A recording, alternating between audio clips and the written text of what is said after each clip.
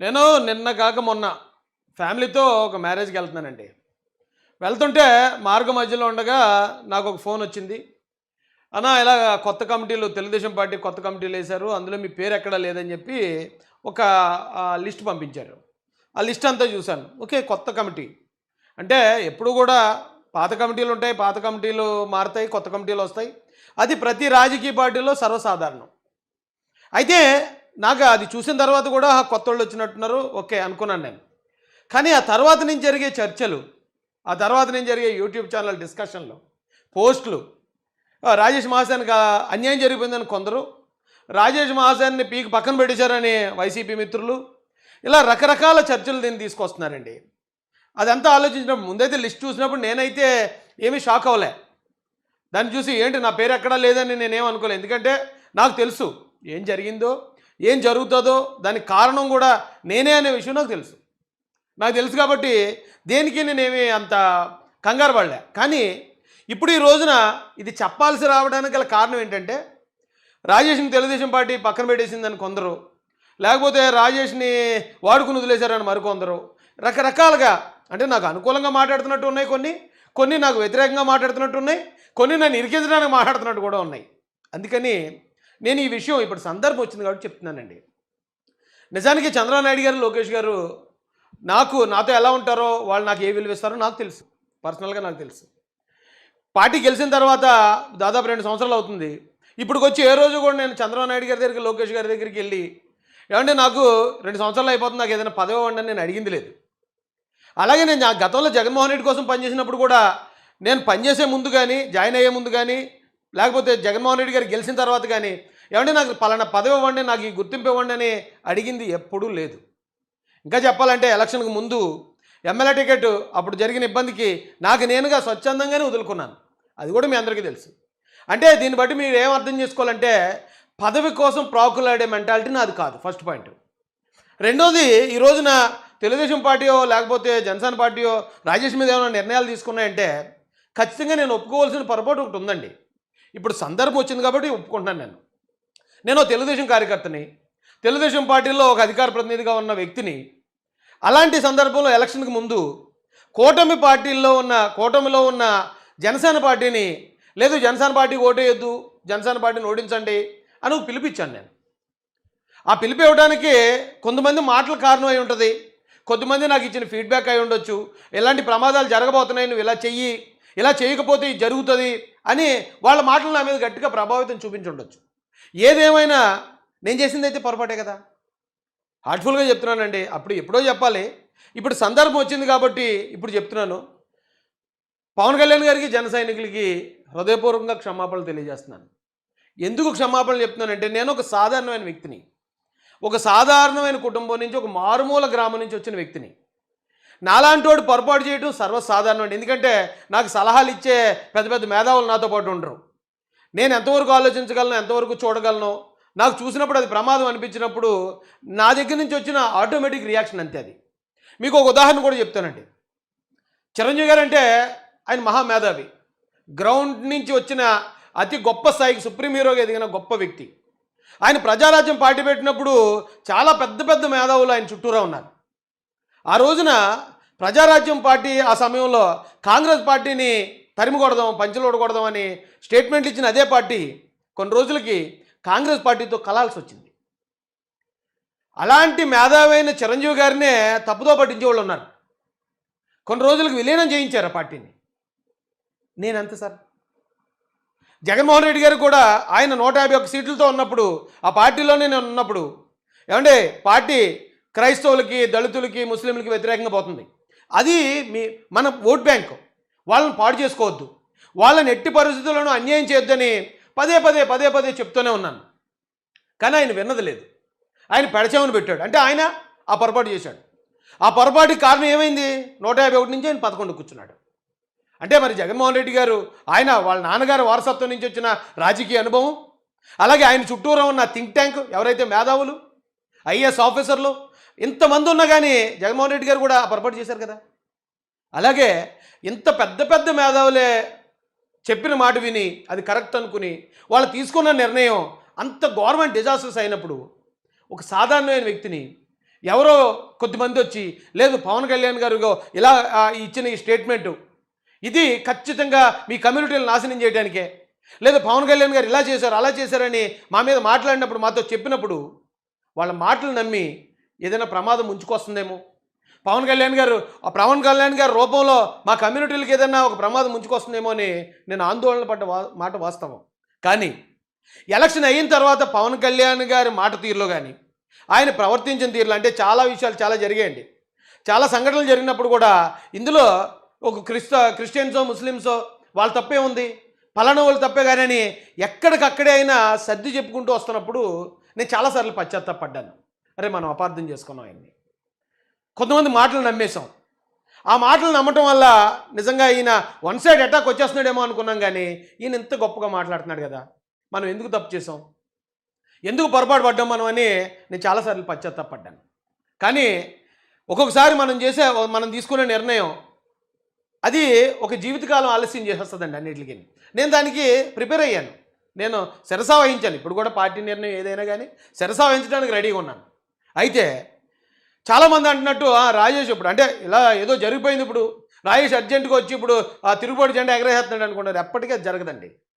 ఎందుకంటే నేను రాజకీయాల్లో కొనసాగుతాను, తెలుగుదేశం పార్టీలో, జనసేన పార్టీలో, అలాగే బీజేపీ కూటమిలో కొనసాగాలని నేనైతే మనస్ఫూర్తిగా కోరుకుంటున్నాను. ఎందుకు కోరుకుంటున్నానంటే అండి, నేను దళితుల్లో నుంచి మాల అనే ఒక వర్గం నుంచి వచ్చినోడిని.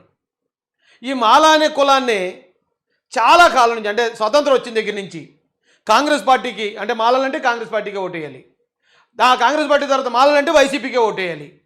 ఇది తప్ప వేరే పార్టీ నిర్ణయం తీసుకున్నా సరే మీరు ద్రోహులు, మీరు కుల ద్రోహులు అని చెప్పి మమ్మల్ని అందరినీ ఒక దాన్ని ఏమంటారు ఒక వల కింద పెట్టారండి. ఆ పెట్టడం వల్ల ఏమైంది, అది కాంగ్రెస్ పార్టీకో లేకపోతే వైసీపీకో మేము ఓట్ బ్యాంక్ ఉండటం వల్ల వాళ్ళు కూడా మమ్మల్ని లైట్ తీసుకునే పరిస్థితి వచ్చింది, వాళ్ళు కూడా మమ్మల్ని పట్టించుకునే పరిస్థితి లేకుండా పోయింది. అందుకని నేను ఒకటే అనుకున్నాను, అన్ని కులాలు అన్ని పార్టీల్లోనూ ఉన్నాయి, ఒక మాలలను పట్టుకుని ఒకే కులంలో ఒకే పార్టీలో ఉండాలి, లేకపోతే మీరు ఇదే అని చెప్పి మమ్మల్ని బానిసలుగా చేస్తున్నారేమో, దాన్ని ఆ మూఢనమ్మకాన్ని బ్రేక్ చేయాలనుకున్నానండి. దాన్ని బ్రేక్ చేసి ఖచ్చితంగా ఈ వర్గం కూడా మాల వర్గం కూడా ఎవరు న్యాయం చేస్తే వాళ్ళ పక్షాన ఉంటుంది, వీళ్ళు కూడా స్వతంత్రంగా ఆలోచిస్తారనేది నేను సమాజానికి తెలియజేయాలనుకున్నాను. అందులో ఎంతో కొంత సక్సెస్ అయ్యానండి. ఎందుకంటే తెలుగుదేశం పార్టీ నుంచి మాలల సభ పెడుతూ లేకపోతే మాలల ఆత్మీయ సమ్మేళనం పెడుతూ ఈ రోజున తెలుగుదేశం పార్టీ కోర్టు మెంబర్షిప్లో టాప్ 1 ప్లేస్లో మాలలు ఉండే పరిస్థితికి తీసుకురావడంలో నాది ఎంతో కొంత అంటే ఉడత ప్రయత్నం అన్నా ఉందేమో, శ్రీరామచంద్రుడికి ఉడత సాయం చేసినట్టు దీనిలో అదన్నా ఉందేమో అని నాకు అనిపిస్తుంది. ఇప్పుడు వైసీపీ కానీ లేకపోతే మరొక పార్టీ కానీ మాలల్ని అట్రాక్ట్ చేయడానికి ఒక 4-5 మాల ఆఫీసర్లని ఈవేళ కుల గొడవలు రేపడానికి ఉపయోగిస్తుందంటే మరి మాలలు మన దగ్గర నుంచి వెళ్ళిపోయారు, వాళ్ళు మళ్ళీ వెనక్కి ఎలాగైనా తీసుకురావాలనే ప్రయత్నం వైసీపీ చేస్తున్నట్టే కదా. వైసీపీ ఆ ప్రయత్నం చేస్తుందంటే నా ప్రయత్నంలో నేను సక్సెస్ అయినట్టే కదా. ఖచ్చితంగా ఈ వర్గానికి అన్ని కులాలు కాపులు ఉన్నారండి, ఏ పార్టీ అధికారంలో ఉన్నా సరే వాళ్ళు టాప్ ప్లేస్లో ఉంటారు. బీసీలు ఉన్నారు, ఏ పార్టీ అధికారంలో ఉండి వాళ్ళు టాప్ ప్లేస్లో ఉంటారు. అలాగే సాటి అంటే దళితుల్లో సాటి మాదిగలు మందకృష్ణ గారి నాయకత్వంలో ఏ పార్టీ అధికారంలో ఉన్నా సరే వాళ్ళు కూడా మంచి ప్లేస్లో ఉన్నారు, గిరిజనులు కూడా. కానీ కేవలం ఒక పార్టీ వస్తే కొంచెం ఏదో అంటే ప్రమాదం జరగకుండా ఉంటుందేమో, మరో పార్టీ వస్తే ప్రమాదంలో పడిపోయే అత్యంత దారుణమైన పరిస్థితుల్లో రాజకీయ అనాథగా మిగిలిపోయింది ఒక్క మాల వర్గం మాత్రమే. దాదాపు ఈ రాష్ట్రంలో majority vote bank, single largest community. ఆ కమ్యూనిటీ కోసం అందులో వాళ్ళు నన్ను చాలామంది ఆ జనానికి నన్ను దూరం చేయాలి, కులాలకు దూరం చేయాలని చాలామంది ప్రయత్నాలు చేసుకున్నామండి. కానీ ఖచ్చితంగా ఆ వర్గానికి రాజకీయ ప్రాధాన్యత సంపాదించకపోతే తొందరలోనే కనుమరుగైపోయే పరిస్థితి, మొత్తం ఈ దేశంలోని అన్ని వర్గాలకి శత్రువు అయిపోయే పరిస్థితి. ఆ పరిస్థితి నుంచి ఎలాగైనా కాపాడాలనుకున్నాను నేను. అనుకునే ప్రయత్నంలో ఖచ్చితంగా చంద్రబాబు నాయుడు గారు, లోకేష్ గారు, పవన్ కళ్యాణ్ గారు వారి నాయకత్వంలో ముందుకు వెళ్ళాలని మేము నిర్ణయించుకున్నాం. కాబట్టి ఖచ్చితంగా మా ప్రయత్నం మేము చేస్తూనే ఉంటాం, మేము రాజకీయాల్లో కొనసాగుతూనే ఉంటాం. అయ్యా ఇదైతే ఇక పవన్ కళ్యాణ్ గారి విషయం వచ్చేటప్పటికండి, పవన్ కళ్యాణ్ గారిని నేను వైసీపీలో ఉన్నప్పుడు తీవ్రంగా విమర్శించాను. అంటే వైసీపీ స్టైలే, ఎంత ఘాటుగా మనం విమర్శిస్తే అంత గుర్తింపు ఉంటుంది ఆ పార్టీలో. ఆ క్రమంలో చాలా ఘాటుగా విమర్శించాను. అప్పుడు విమర్శించిన తర్వాత ఎప్పుడైతే వైసీపీ అధికారంలోకి వచ్చిన తర్వాత దళితుల మీద, లేకపోతే క్రైస్తవుల మీద, ముస్లింల మీద, మైనారిటీల మీద వ్యతిరేకమైన పరిపాలన జరుగుతుందో ఆ రోజు గ్రహించాం, బయటకు వచ్చాం. అరే వీళ్ళు చూపించినట్టు కాదు పవన్ కళ్యాణ్ గారు, ఆయన కులమతాలకు అతీతంగా ఉన్నాడు, అలాంటి వ్యక్తిని అనవసరంగా మనం అపార్థం చేసుకున్నామే అని ఆ రోజే నేను చెప్పాను. ఆ రోజు నేను క్షమాపణ చెప్పాను. ఆ రోజు నుంచి నాకు నేనుగా జనసేన కార్యకర్తగా పనిచేశాను. ఇప్పుడు పవన్ కళ్యాణ్ గారి గురించి మాట్లాడినప్పుడు చాలామంది మాట్లాడతారండి, ఇప్పుడే కాదు ఎప్పటి నుంచో విమర్శించే వాళ్ళు ఉంటారు, ఆయనకు అనుకూలంగా మాట్లాడే వాళ్ళు ఉంటారు. కానీ ఒక ఎగ్జాంపుల్ చెప్తాను. పవన్ కళ్యాణ్ గారు సినిమాల్లో యాక్ట్ చేస్తూ ఉంటారు, వేరే వేరే డైరెక్టర్లు ఆయన చూపించే విధానం వేరుగా ఉంటుంది, త్రివిక్రమ్ శ్రీనివాస్ గారు ఆయన చూపించే విధానం వేరుగా ఉంటుంది. అందరూ డైరెక్టర్లే. అలాగే పవన్ కళ్యాణ్ గారి గురించి మాట్లాడేవాళ్ళు చాలామంది వేరు వేరు కోణాల్లో చూపించేవారు. బట్ నా కోణం మాత్రం నేను ప్రత్యేకంగా చూపించేవాడిని. నా కోణంలో నేను చూపించినప్పుడు పవన్ కళ్యాణ్ గారి గురించి నేను మాట్లాడేటప్పుడు అది ఏ వీడియో మాట్లాడినా మినిమం 500,000, ఒక 5-6 లక్షల మందికి చేర్చేయగలిగేవాడిని అప్పుడున్న పరిస్థితి. లేకపోతే అక్కడ పవన్ కళ్యాణ్ గారు తీసుకున్న నిర్ణయం దాన్ని దాదాపు 5-6 లక్షల మందికి, ఇంకా మిలియన్స్ అది వేరే విషయం, ఆయన నిర్ణయాన్ని ప్రజల్లోకి బలంగా తీసుకెళ్ళగలిగే ఉండండి. ఈ క్రమంలో ఉంటాయి కదండి రాజకీయాలు అంటేనే అలాంటి పరిస్థితులు ఉంటాయి. ఆయన ఒక స్టేట్మెంట్ ఇవ్వడం 400 సీట్లు అని చెప్పి, అప్పటికి బీజేపీ వారి మీద కూడా విపరీతమైన భయాందోళనలు ఉండేవి మాకు. అమ్మో 400 సీట్లు వస్తే వాళ్ళు రాజ్యాంగం రద్దు చేసేస్తారని, వాళ్ళు మైనార్టీల మీద దాడులు చేస్తారని ఒక ప్రచారం పెట్టేశారు. దాన్ని కూడా నమ్మాం మేము. కానీ ఇప్పుడు మరి అధికారంలో బీజేపీ ఉంది, మరి ఈ రాష్ట్రంలో ఏ మైనారిటీల మీద లేకపోతే ఏ క్రిస్టియన్స్ మీద ఎక్కడ దాడులు జరిగాయి? ఒకవేళ అలాగంటే అది ఉండిలో జరుగుతున్న విషయాల గురించి చెప్తారు. ఉండిలో జరిగేది అది కులాల మతాలు కూడా కాదు, కంప్లీట్ పాలిటిక్స్. అది కొంచెం జ్ఞానం ఉన్న వాళ్ళకి అర్థమవుతుంది. అలా ఆ విషయంలో కొంచెం పొరపాటు చేశానండి. పొరపాటు చేశాను కాబట్టి వేళ లోకేష్ గారు కానీ, చంద్రబాబు నాయుడు గారు కానీ, పవన్ కళ్యాణ్ గారికి ఇచ్చే విలువ మీరు చూడండి. నిన్న మొన్న లోకేష్ గారికి వర్కింగ్ ప్రెసిడెంట్ ఇచ్చినప్పుడు పవన్ కళ్యాణ్ గారు ఆయన్ని అభినందిస్తూ ఒక లెటర్ రిలీజ్ చేశారు. దానికి లోకేష్ గారు కూడా మా అన్న పవన్ కళ్యాణ్ గారు నా మీద చూపించిన ప్రేమాభిమానాలు అనుకుంటూ ఎంతో ప్రేమాభిమానాలతో ఈయన ఒక రిప్లై ఇచ్చారు. ఇప్పుడు వారు అంత అభిమానంగా ఉన్నప్పుడు నేను ఆ పార్టీలో ఉండే ఒక వ్యక్తిగా మరి అక్కడ వ్యతిరేకించినప్పుడు వాళ్ళు దాన్ని ఎంత నెగిటివ్గా తీసుకుని ఉండొచ్చు? కారణం అయితే ఉంది కదా. ఆ కారణం ఉంది కాబట్టి నేను కూడా సరే ఓకే ఏదైనా జరుగుతుంది. ఎందుకంటే మన అప్పుడున్న పరిస్థితులకు మనం పొరపాటు చేసాం. పొరపాటు చేసినందుకు దానికి తగ్గ మూల్యం మనం చెల్లించాల్సిందే. ఏదైనా కానివ్వండి, సరే చూద్దాం. అయితే నేను ఇప్పుడు కూడా ఈ విషయాన్ని ఇప్పుడు ఎందుకు చెప్తున్నానంటే సందర్భం వచ్చింది. రాజేష్ని తెలుగుదేశం పార్టీ ఏదో వాడుకుని వదిలేసిందనో, రాజేష్ మీద పవన్ కళ్యాణ్ గారో లేకపోతే జనసేన వారు ఏదో కుట్రగా కక్ష తీర్చుకుంటున్నారనో ఒక ప్రచారాన్ని మళ్ళీ విపరీతంగా పెట్టేస్తున్నారు. దానికి నాకు ఏ విధమైన సంబంధం లేదండి. ఇప్పుడు జరుగుతున్నది ఏదైనా పార్టీని, ఇప్పుడు ఎగ్జాంపుల్ చెప్తానండి. ఇండియన్ క్రికెట్ టీం ఉంటుంది. క్రికెట్కి కొన్ని వేల మంది క్రికెటర్స్ నుంచి 14 మందిని సెలెక్ట్ చేస్తారు. చీఫ్ సెలక్షన్ కమిటీ ఉంటుంది, దానికి ఒక కోచ్ ఉంటాడు. ఆ 14 మందిని ఎలా సెలెక్ట్ చేస్తారు? ఆస్ట్రేలియా టూర్కి వెళ్ళాలనుకోండి ఫేస్ బౌలర్స్ని సెలెక్ట్ చేస్తారు. అలాగే ఇంగ్లాండ్కి వెళ్ళాలనుకోండి స్పిన్నర్లను సెలెక్ట్ చేస్తారు. పాకిస్తాన్తో ఆడాలనుకోండి మంచి బ్యాట్స్మెన్లను సెలెక్ట్ చేస్తారు. అంటే ఆయా పరిస్థితులు ఇప్పుడు ఏ దేశంతో అయితే ఆడాలో దానికి తగ్గ టీముని సెలెక్ట్ చేస్తారు. 14 మందినే. ఈ 14 మందిలో కూడా ఆడేది ఎంతమంది? 11 మందే. ఒక ముగ్గురు అలా ఖాళీగానే ఉంటారు. ఈ ముగ్గురు కూడా ఎందుకంటే అప్పుడున్న ఆ పిచ్ పరిస్థితి లేకపోతే ఆ గేమ్ ప్లాన్ ప్రకారం ఎవరిని దింపాలి, ఎవరిని ఓపెనర్ దింపాలి, ఎవరిని మిడిల్ ఆర్డర్ దింపాలి, ఎవరిని బౌలింగ్ వేయించాలి, అప్పటికప్పుడు నిర్ణయం తీసుకుంటారు. రాజకీయ పార్టీ కూడా అంతే. ఈవేళ ఒక కార్యవర్గం మారిందనుకోండి, ఇప్పుడున్న పరిస్థితులకు అనుగుణంగా ఎవరితోటి మాట్లాడించాలి, ఏ స్టైల్లో మాట్లాడేవాళ్ళు ఉండాలి అనే టీంని సెలెక్ట్ చేసుకునే ఆ సంపూర్ణమైన నిర్ణయాధికారం ఆ పార్టీకి ఉంటుంది. ఇప్పుడు క్రికెటర్గా నన్ను 14 మందిలో సెలెక్ట్ చేశారు, నన్ను ఎందుకు దింపలేదండి బ్యాటింగ్కి, నాకు బౌలింగ్ ఎందుకు ఇవ్వలేదండి అని అడుగుతారు ఎవరన్నా? అది గేమ్ ప్లాన్ ఎలాగో ఇది పొలిటికల్ ప్లాన్ అలాగే. సో ఈ ప్లాన్ ప్రకారం ఈ రోజుకి కొత్త టీం ఎవరు ఉండాలి, ఎవరు అధికార ప్రతినిధులు ఉండాలి, ఎవరు జాతీయ అధికారులు, ఎవరు పొలిట్ బ్యూరో ఉండాలి, ఎవరు ఇది ఉండాలి అని ఈ సందర్భానికి తగ్గట్టు ఖచ్చితంగా పార్టీ నిర్ణయం తీసుకుంటుంది. ఆ నిర్ణయాన్ని తెలుగుదేశం పార్టీలో ఉన్న లక్షలాది మంది యాక్సెప్ట్ చేసి తీరాల్సిందే. ఎందుకు చెప్తున్నాను ఇదంటే, నేను పార్టీలోకి వెళ్ళి అతి కొద్ది సమయంలోనే నన్ను పిలిచి రాష్ట్ర అధికార ప్రతినిధి ఇచ్చారు, ఎమ్మెల్యే టికెట్ ఇచ్చారు. తర్వాత విషయాలు తర్వాత పక్కన పెడదామండి. కానీ పార్టీలో అప్పటికే 40 సంవత్సరాల నుంచి ఉన్న వాళ్ళు చాలామంది ఉన్నారు. మరి వాళ్ళు ఎవరికి ఇవ్వకుండా నాకెందుకు ఇచ్చారు సార్, నాకు ఇవ్వకండి సార్, వాళ్ళందరూ సీనియర్లు సార్ అని అప్పుడు నేను అనలేదు కదా. అప్పుడు నేను అన్నప్పుడు ఒకవేళ ఇప్పుడు వేరే కొత్త కమిటీని వేసినప్పుడు మమ్మల్ని ఎందుకు తీసేస్తారు సార్ అని అడగటం అదంత భావ్యం కాదేమో అనిపిస్తుంది నాకైతే. ఇక్కడ ఏది జరిగినా ఇప్పుడు పార్టీలో మనం ముందుకెళ్ళాలి. వర్గాలకి మమ్మల్ని నమ్ముకున్న వర్గాలు ఉన్నాయి, రాజకీయ అనాథలుగా ఉన్నాయి, వాటికి ఎంతో కొంత న్యాయం చేయాలి. ఈ క్రమంలో మనం ముందుకెళ్తున్నామండి. కాబట్టి అర్థం చేసుకోవాల్సిందిగా రిక్వెస్ట్ చేస్తున్నాను. మా పేరుతోనో లేకపోతే మహాసేన పేరుతోనో రకరకాలుగా కొన్ని వార్తలు హల్చల్ చేస్తున్నారు. హల్చల్ చేసే వార్తలకి మాకు ఎటువంటి సంబంధం లేదు.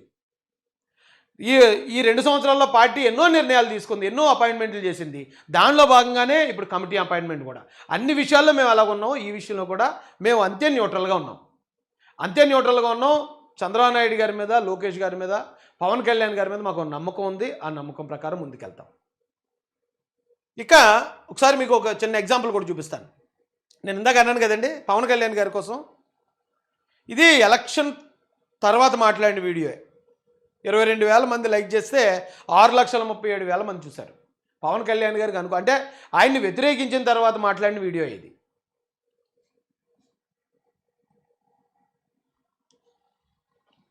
డిప్యూటీ సీఎం గారి గురించి అప్పుడు నేను మాట్లాడింది దాదాపు 1,00,000 మంది లైక్ చేస్తే 15 లక్షల మంది అంటే 1.5 మిలియన్.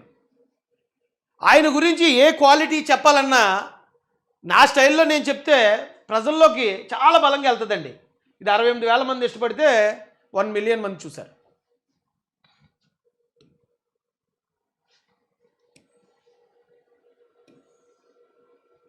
ఇది 17 లక్షల మంది చూశారండి. 56,000 మంది లైక్ చేశారు. పవన్ కళ్యాణ్ గారి గురించి నేను మాట్లాడిన మాటలు. అయితే పవన్ కళ్యాణ్ గారి గురించి మాట్లాడే వాళ్ళు చాలామంది ఉన్నారు, నేను కాదంట్లే. కానీ ఒక్కొక్కరు ప్రజెంటేషన్ ఒక్కోలా ఉంటుంది. ఆ ప్రజెంటేషన్ నచ్చిన వాళ్ళు మాత్రం ఖచ్చితంగా ఆ యాంగిల్ని అర్థం చేసుకుంటారు, పవన్ కళ్యాణ్ గారిని అర్థం చేసుకుంటారు.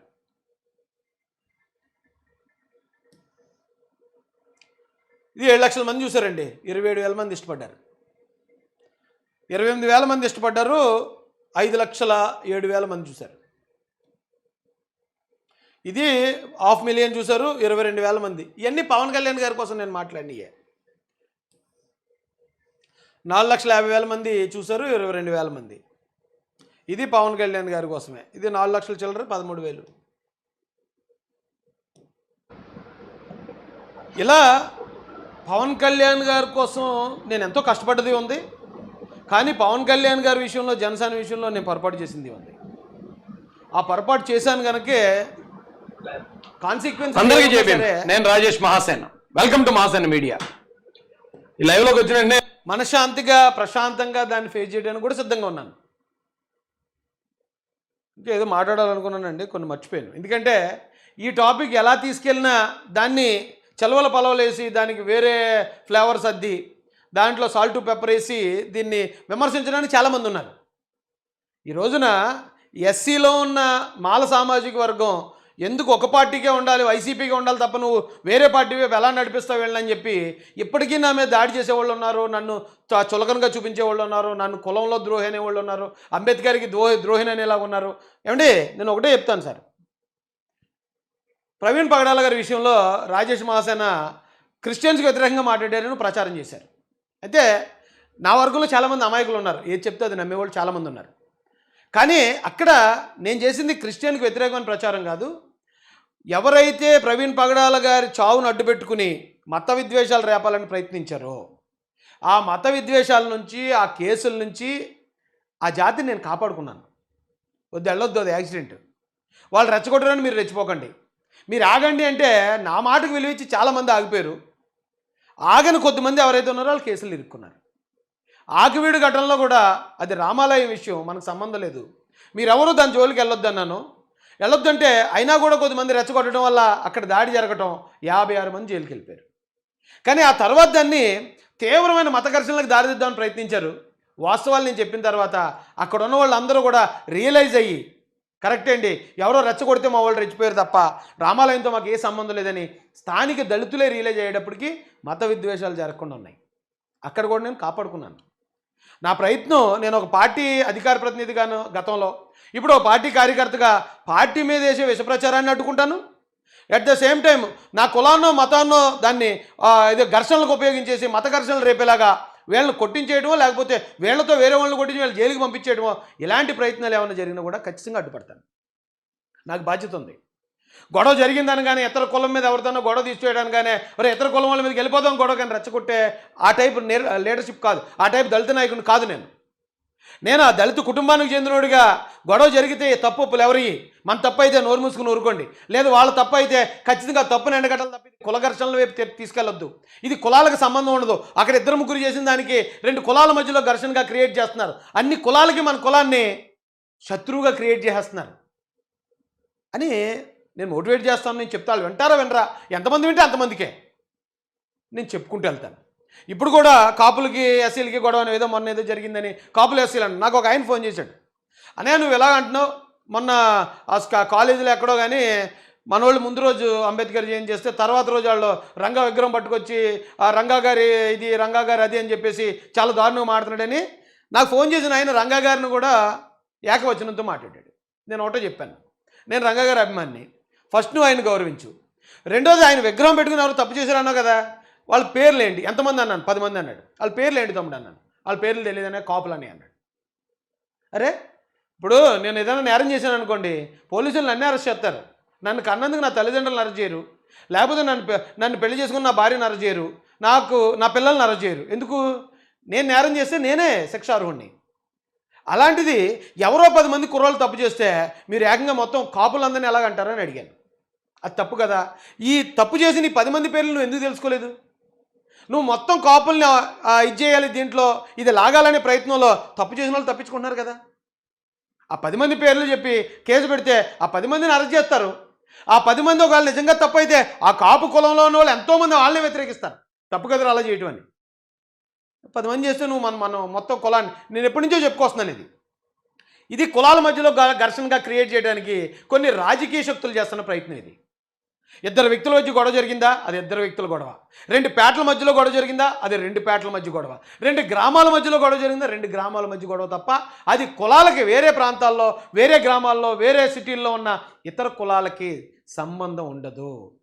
అలా ఎవడన్నా క్రియేట్ చేయని ట్రై చేశాడంటే ఆడు కుల ఘర్షణ తీసుకురావడానికి, ఎదుటి కులాన్ని మనకు శత్రువు చేసి మనల్ని ఇతను వెనకాల తిప్పుకోవడానికి ప్రయత్నిస్తున్నాడని అర్థం. ఇది కూడా నేను చెప్పుకెళ్ళానండి, ఇంకా చెప్పే ప్రయత్నం చేస్తాను. ఎక్కడ ఏది జరిగినా సరే నా వంతుగా నేను ఏది తప్పు ఏది కరెక్టు, మనం ఎలా వెళ్ళాలనే ప్రయత్నం నేను లైఫ్ లాంగ్ నా చివరి శ్వాస వరకు చేస్తూనే ఉంటాను. ఈ కులాన్ని ఖచ్చితంగా అందరి కోణంలోనూ శత్రువుగా ఉన్న ఈ కులాన్ని అందరికీ మిత్రుడిగా చేసే, అందరికీ నిజానికి మాలలంతా ఫ్రెండ్లీ నేచరే, అందరూ ఫ్రెండ్లీ నేచరు, చక్కని కామెడీ చేస్తారు, చక్కగా కష్టపడతారు. ఎక్కడ ఏదో కబ్జాలు చేయటమో, ఎవరిదో దోచుకుందాం మరోటి ఏముండదు. అందరూ ప్లెయిన్గా ఎవరి కష్టం మీద అలా ఆధారపడే కులం ఇది. కానీ ఇలాంటి కులాన్ని కొద్దిమంది ఈ కులంలోనే నాయకులు అని చెప్పుకునేవాళ్ళు వాళ్ళ స్వార్థానికి ఉపయోగించుకుని భ్రష్టు పట్టుతున్నారండి. దాన్ని అడ్డుకోవాలనేదే మా ప్రయత్నం. దాన్ని అడ్డుకునే క్రమంలో ఖచ్చితంగా మాకు రాజకీయ ప్రాధాన్యత కావాలి కాబట్టి మాకు అనుకూలమైన నాయకులు, మాకు అనుకూలమైన పార్టీతో మేము లైఫ్ లాంగ్ ప్రయాణం చేయడానికి మేము సిద్ధంగా ఉన్నామని తెలియజేస్తూ జై భీమ్, జై భారత్, జై జై మహాసేన, జై తెలుగుదేశం, జై చంద్రబాబు, జై జై లోకేష్ అన్న.